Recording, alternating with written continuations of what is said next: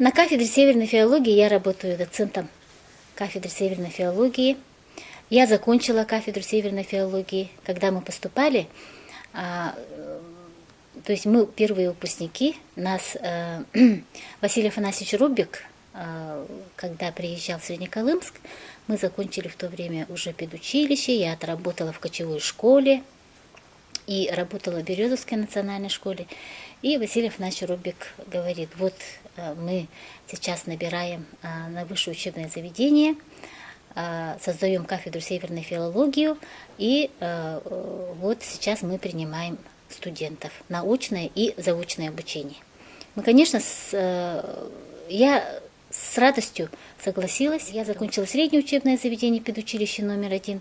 И, конечно, когда предлагают такую возможность, конечно, человек, который хочет развиваться, он не упускает такой возможности. И я об этом совершенно не жалею, потому что мы поступили заочно, мы учителя практики, работали и учились. Нас было человек 10, и все мы были учителями-практиками. Сейчас все на местах работаем.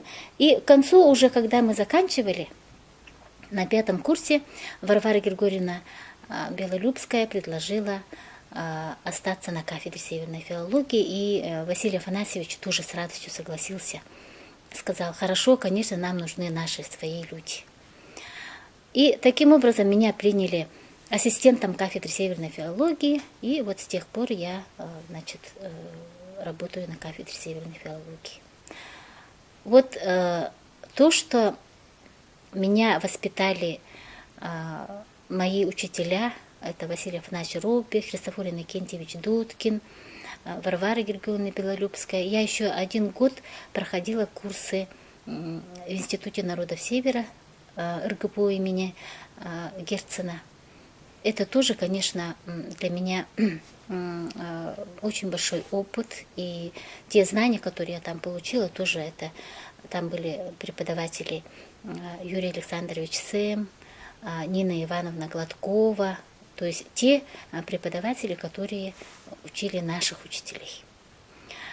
И вот тот багаж знаний, который я получила в стенах нашего университета, на нашей кафедре и Герцена, института Герцена, да, это, конечно, уже говорит о том, что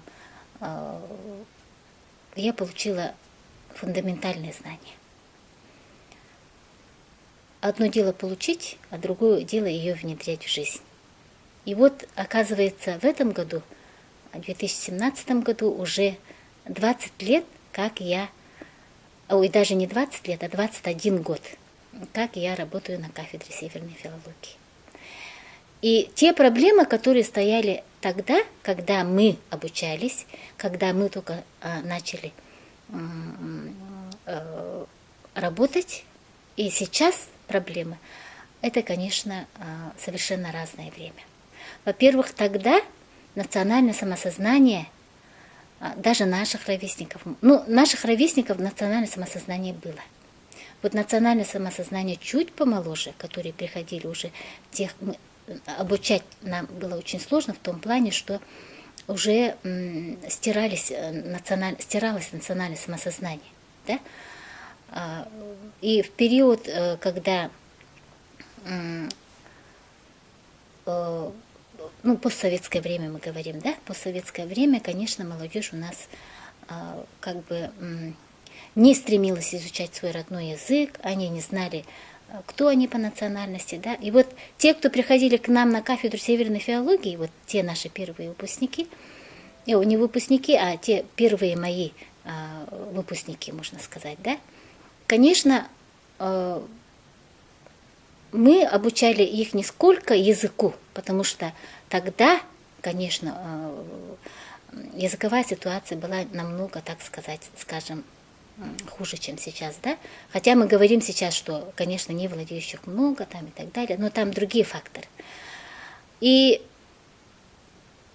те те студенты, которые поступали в 90-е годы, мы работали только над самосознанием. И к концу, когда они обучались, к концу, то есть когда они уже, закончив, уезжали, то они уже, конечно, знали, что вот они авены, они должны изучать родной язык, и они уже и других должны пропагандировать, своих сородичей. А сейчас к нам поступают выпускники наших выпускников. Это совершенно готовые уже абитуриенты, причем абитуриенты, которые нашей же методикой обученные, вот выпускники обучают их, да, и, конечно, это уже прямо чувствуется, то есть вот это вот продолжение идет. И в этом плане, конечно, вот сейчас вот идет уже такая тенденция.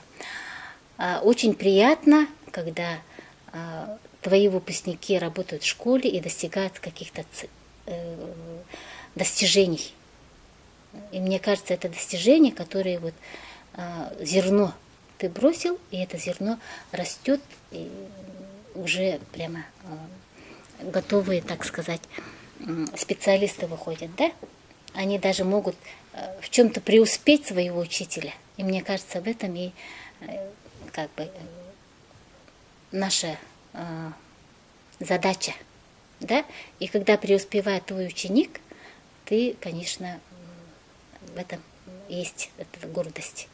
Но, а с другой стороны, когда мы говорим о том, что язык исчезает, язык там, я думаю, что язык, пока национальное самосознание жива, язык не исчезнет. А сейчас, когда вот я вот во многих улусах была, и со многими нашими, и с учителями мы разговариваем, да, и с учениками мы разговариваем, и мы проводим вот мероприятия республиканского плана, да, и дети пишут сочинения, например, то мы видим, что все-таки язык пока жив. И пока в школах будет обучаться, то есть непрерывное образование будет идти, то я думаю, что вот наш язык будет жить. Но основное направление мое – это венская литература. Кандидатская диссертация моя была по теме венской литературы – это поэтика творчества Василия Дмитриевича Лебедева. Почему Василий Дмитриевич Лебедев? Когда мы учились в педучилище, Варвара Григорьевна, когда проводила открытый урок, то попросила нас подготовить к открытому уроку выступление по творчеству Василия Дмитриевича Лебедева. Тогда в Национальной библиотеке можно было только найти его книги, да? Я туда пошла, почитала, и мне такое было ощущение, как будто я читаю какие-то совершенно знакомые места. Я сама родилась в горной местности, поэтому это был совершенно родной пейзаж. Причем это было написано художественным венским языком, а мы только-только начали изучать этот венский язык. То есть я в школе не изучала, я в школе до 3 класса меня почему-то Платон Афанасьевич Ломотский, мой первый учитель, учил по-якутски, видимо, отец попросил. Но я параллельно, конечно, и венскому языку обучались, но официально нет, как бы я слышала эту речь, и поэтому, конечно, на самом-то деле венская речь для меня была родней. Ну и вот Василий Дмитриевич Лебедев, поэзия, вот тогда она меня, конечно, очень даже вдохновила. Угу. Вот лирика, она должна вдохновлять. Ну и вот когда я уже училась в Якутском государственном университете, то дипломная работа была «Особенности стиха» Василия Дмитриевича Лебедева. И научным руководителем у меня был Николай Николаевич Табуроков, как литературовед. Я защитилась, и потом уже дальше, конечно, кандидатская диссертация, сама собой, как бы продолжение этой темы, это поэтика творчества Василия Дмитриевича Лебедева. Ну, если мы говорим вообще о литературе народов Севера, то, конечно, письменность появилась только в 30-е годы, и в 30-е годы появляется литература на языках коренных малочисленных народов Севера. В том числе и эвенская литература, которая уже появляются художественные произведения на эвенском языке. Это Николай Савич Тарабокин, Платон Афанасьевич Ламуцкий, Василий Дмитриевич Лебедев, Андрей Васильевич Кривошапкин. Молодые наши сейчас современные поэты – это Варвара Григорьевна Аркук, Мария Прокопьевна Нулгынеть, прозаик, да? Анатолий Степанов, сын Платона Афанасьевича Ламуцкого, тоже вот сейчас начинает активно развивать художественную литературу нашу эвенскую.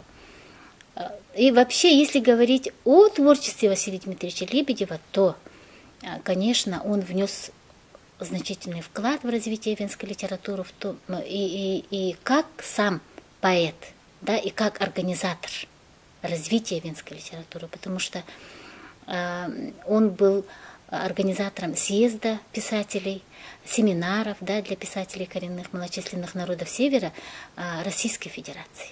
Вот, так как он был одним из студентов Института народов Севера Герцена, конечно, он был знаком со многими теми, кто учился вот в стенах Ленинградского Института народов Севера. И, ну, вообще мы знаем, что личные знакомства это очень много вообще дают человеку, да, и, видимо, Василий Дмитриевич Лебедев, я его не застала живым, я его не видела, но по его произведениям, по его литературным литературоведческим статьям видно, что человек очень был глубоко занимался вообще литературой, развитием литературы, да. Он же был ученым, поэтому, занимаясь фольклором, очень много занимался устным народным творчеством эвенов. И его, значит, жанры устного народного творчества, конечно, он внес в эвенскую литературу. Это сказки в стихах Дода Кэн, сказки в стихах Луна и девочка, Бягандя Гунадянда, Гяван Аси, легенда и предание, да. И его первый сборник был назван в честь легендарного нашего богатыря венского, это Омчани, и в этот сборник вошла поэма Омчани, где, конечно, он пишет отражается в этой поэме устное народное творчество эвенов. И вот его новаторство заключается в том, что в эвенскую литературу он вносит поэмы, да? Поэмы, причем поэмы, они очень такие глубокие. Вот в русской литературе Пушкин внес роман в стихах Евгений Онегин, да? Или же он же переписал сказки в стихах Руслана Людмила, там, сказка о царе Салтане, да? У нас вот Василий Дмитриевич Лебедев все это, значит, переписал в поэму и таким образом обогатил нашу эвенскую литературу. Ну, несомненно, сейчас я говорю вообще о литературе, то, что он внес, Василий Дмитриевич Лебедев. Но каждый, кто сейчас у нас, мы говорим, у нас на устах по эвенской литературе, конечно, имеет свои особенности. Да? Николай Савич Тарабокин, теперь язык, мы говорим, Николая Савича Тарабокина, его поэзия, его проза, мы должны уже учиться, потому что когда он поступал в Ленинградский институт, он думал, мыслил по-эвенски. Причем он по-эвенски думал, он даже был воспитан у бабушки с дедушкой. И, конечно, у него язык был, это вообще, можно сказать, фольклорный стиль там прямо присутствует, да? Василий Дмитриевич Лебедев, хотя он был и образованный, вот у него тоже вот он видно, что он уже думает по-венски, да, но, конечно, влияние русской литературы уже чувствуется в поэзии Платона Афанасьевича Ламутского, Василия Дмитриевича Лебедева, Андрея Васильевича Кривошапкина. Но, конечно, мы, то есть наши поэты и писатели, создавая свою венскую литературу, конечно, отражает весь менталитет, всю специфику культуры венского народа. Сейчас, когда мы говорим о современной поэзии, вот мне бы хотелось, конечно, сказать о поэзии, о высокой поэзии, да?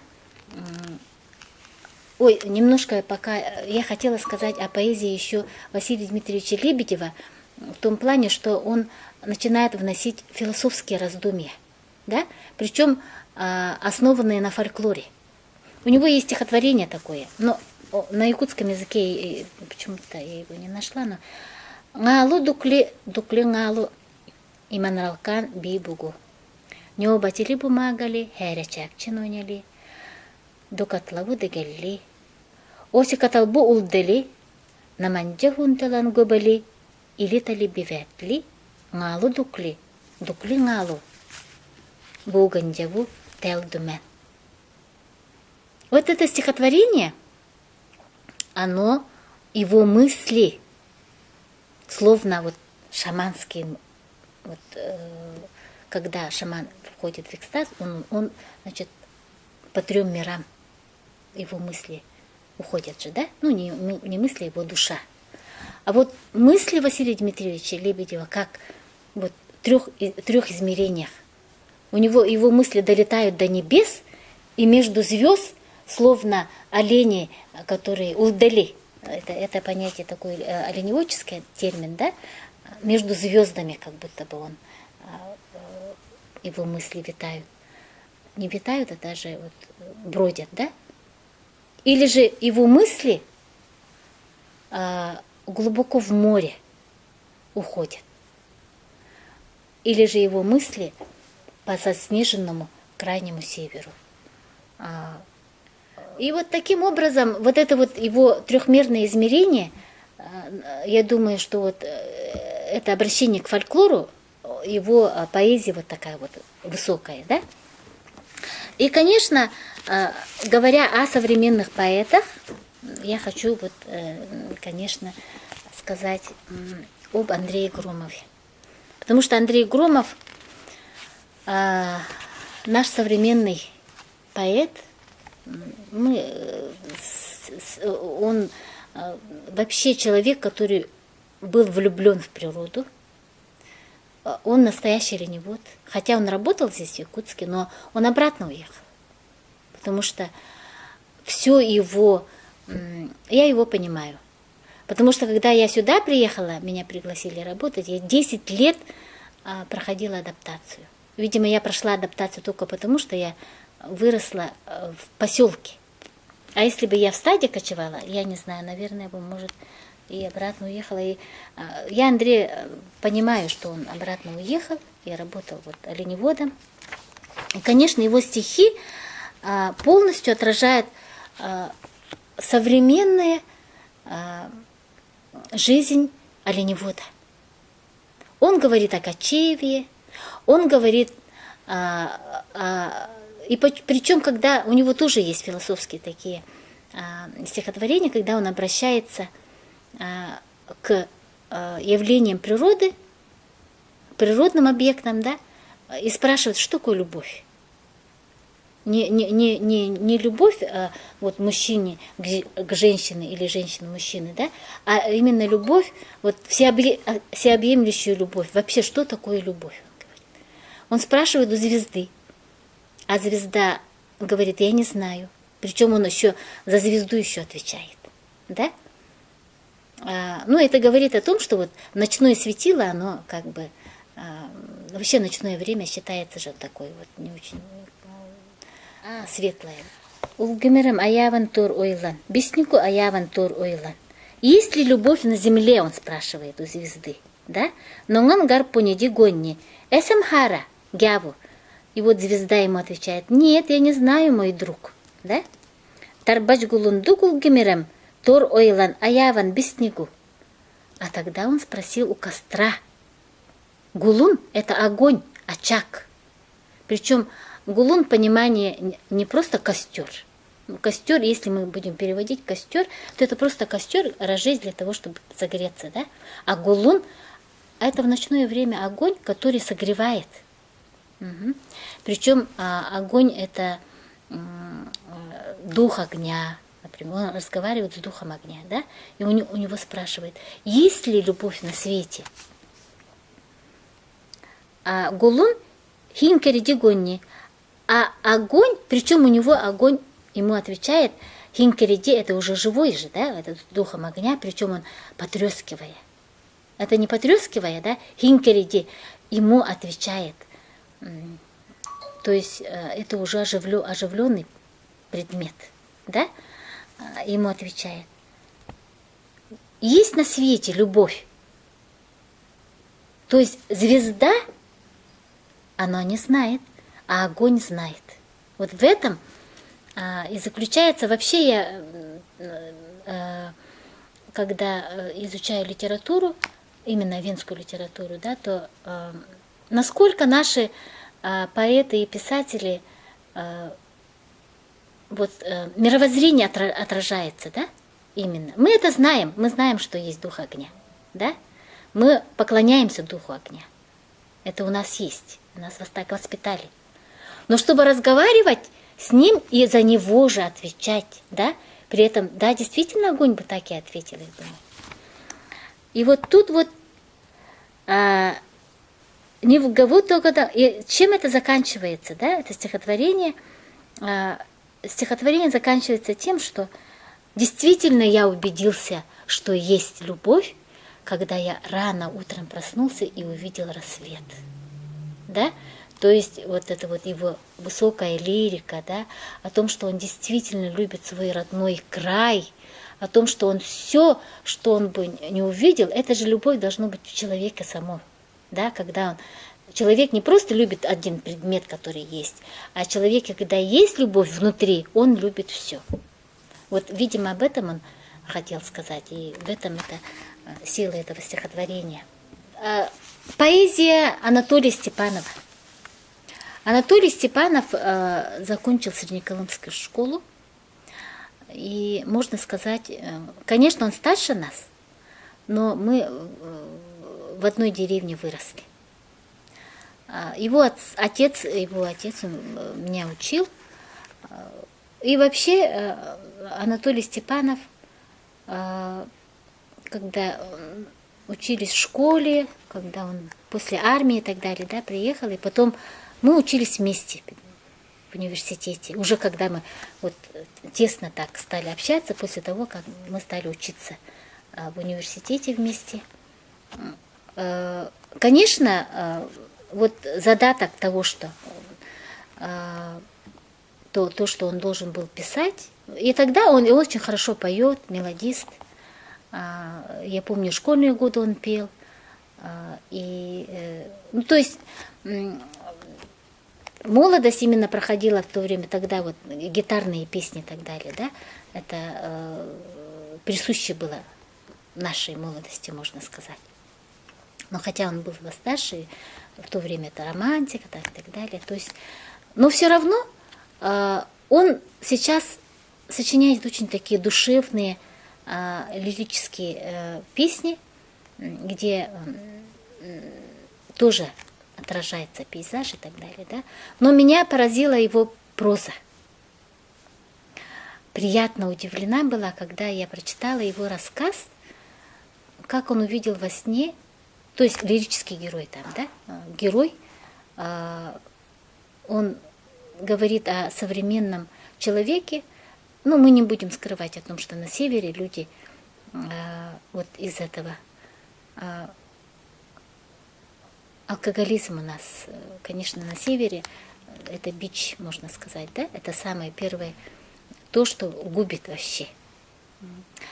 Ну и, конечно, вот этот герой, он не может найти себя, и как бы мать просит ему, говорит, перестань пить, и вообще что ты делаешь, в общем, надо тебе одуматься и так далее. И чтобы себя как-то мысли, чтобы привести свои мысли в порядок, он уезжает в тайгу. Он уезжает в тайгу, и там видит во сне своего дедушку, разговаривает с ним, и дедушка ему рассказывает, кто он такой, что он должен делать и так далее. Да? То есть вроде бы ничего такого в этом рассказе как бы особенного, как будто бы и нету. Да? На самом-то деле, когда тоже я прочитала этот рассказ, то мне до боли знакомые там элементы. Как он собирается вот в тайгу, как он идет в лодку, как он берет этот канистр, как он одевает, какую одежду он одевает, все до мелочей. Как он эту лодку отодвигает от берега. Мы же жили на берегу реки. И все это, конечно, вот эти вот все элементы, они были совершенно до боли знакомые. И даже взор, когда он на гору поднимается и видит взор, это пейзаж, который он описывает в этом рассказе, это совершенно знакомый обзор. И тогда, вот когда он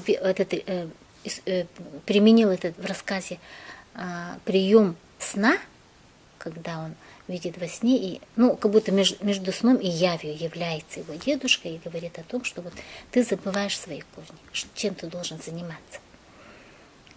И финал очень такой хороший, и он задумывается, да, как бы, такого конца конкретного нету, но этот молодой человек задумывается о том, что действительно, для чего я тут как бы пришел. То есть вот этот вот ритм природы, человек, который чувствует ритм природы, и сам автор это чувствует, да, и, конечно, этот очень хороший такой рассказ. Я думаю, что этот рассказ должен быть одним из тоже настольных книг для нашей молодежи, которая сейчас немножко отдаляется, может быть, да, от своих традиций и так далее. Хотя есть, конечно, еще у нас такие люди, которые занимаются своим традиционным отраслью оленеводством, охотой, рыболовством, да. Ну и, конечно, поэзия Анатолия Степанова тоже очень такая лиричная. Он много пишет о том, что надо любить свой родной язык, и мы будем петь на своем родном языке, и будем говорить на своем родном языке. Он любуется национальной одеждой, да. Это говорит о том, что вот все-таки Анатолий Степанов достойный продолжатель своего отца, достойнейший, можно сказать, потому что писать поэзию и прозу сейчас, тем более сейчас у нас, я думаю, что если мы говорим о том, что Андрей Васильевич Кривошапкин у нас уже является аксакалом венской литературы, потому что роль Андрея Васильевича Кривошапкина, конечно, очень такая. Главная роль его – это, конечно, то, что он жанры, очень много жанров написал по жанру, да, то есть повесть. Это социальный вопрос оленеводства и браконьерства. «Белая дорога» и «Мканы идут на север». Первый роман это Платона Афанасьевича Ламутского «Сиритчатая» на якутском языке вышла. «Запретный зверь» Ираида Борисова очень хорошо перевела журнальный вариант, да. И сейчас спектакль, кстати, очень прекрасный спектакль поставили. Это, конечно, по консультации Зинаиды Платоновны, да. Я думаю, что этот спектакль действительно очень хороший, отразил вот ту суть, которую должны были отразить вообще вот венского народа. Угу. Я думаю, что Платон Афанасьевич Ламутский таким образом поставил памятник вообще эвеном и березовским эвеном. А Андрей Васильевич Кривошапкин, у него, конечно, поэзия, и поэзия у него очень разнообразная по жанру, и гражданская лирика, и политическая лирика, и любовная лирика, философская лирика, да. Человек, конечно, это мы сейчас говорим.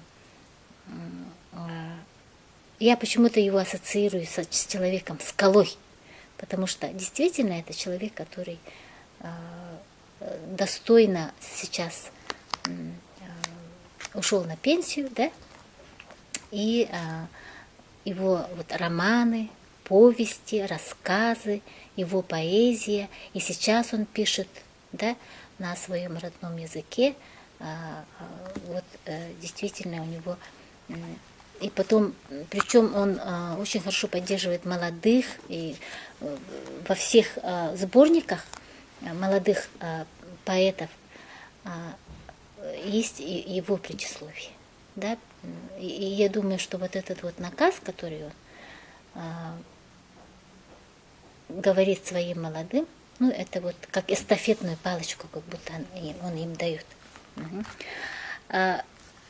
Среди молодежи вообще сейчас, среди студентов, у нас появляются тоже свои поэты, да? Причем мне так интересно было, когда у нас вот Марина Безносова учится с Хабаровского края, она написала стихотворение «Диалог».